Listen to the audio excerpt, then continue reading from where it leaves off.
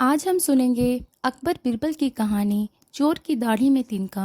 बच्चों, अकबर और बिरबल की कई कहानियाँ प्रसिद्ध हैं। यह कहानियाँ सभी के दिल में अपनी छाप छोड़ने के साथ साथ अच्छी शिक्षा देने का भी काम करती हैं। उन्हीं में से एक है चोर की दाढ़ी में तिनका। एक बार की बात है, बादशाह अकबर की सबसे प्यारी अंगूठी अचानक गुम हो गई थी। बहुत ढूंढने पर भी वह नहीं मिली। इस कारण बादशाह अकबर चिंतित हो जाते हैं और इस बात का जिक्र बिरबल से करते हैं। इस पर बिरबल महाराजा अकबर से पूछते हैं, महाराज, आपने अंगूठी कब उतारी थी और उसे कहाँ रखा था?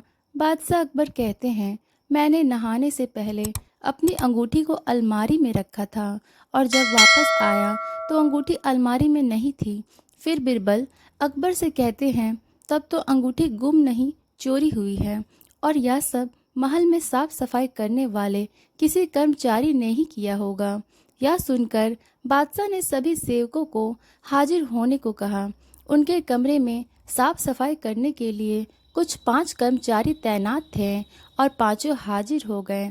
सेवकों के हाजिर होने के बाद बिरबल ने उन सभी को कहा, महाराज, की अंगूठी चोरी हो गई है जो अलमारी में रखी थी। अगर आप में से किसी ने उठाई है तो बता दें, वरना मुझे अलमारी से ही पूछना पड़ेगा। फिर बिरबल अलमारी के पास जाकर कुछ फुसफुसाने लगे। इसके बाद मुस्कुराते हुए पांचों सेवकों से कहा, चोर मुझसे बच नहीं सकता है क्योंकि चोर की दाढ़ी में तिनका है। यह बात सुनकर उन पांचों में से एक ने सबसे नज़र बचाकर दाढ़ी में हाथ फेरा, जैसे कि वह तिनका निकालने की कोशिश कर रहा हो।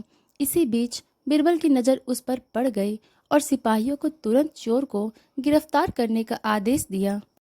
जब बादशाह अकबर ने उससे सख्ती से पूछा तो उसने अपना गुनाह कबूल कर लिया और बादशाह की अंगूठी वापस कर दी। बादशाह अकबर अपनी अंगूठी पाकर बेहद प्रसन्न हुए। तो दोस्तों, इस कहानी से हमें यह सीख मिलती है कि ताकत की जगह दिमाग का इस्तेमाल करने से हर समस्या का हल मिल सकता है। ऐसी और भी कहानियाँ सुनने के लिए सब्सक्राइब करें और बेल आइकन दबाना ना भूलें। तब तक के लिए अच्छे रहें।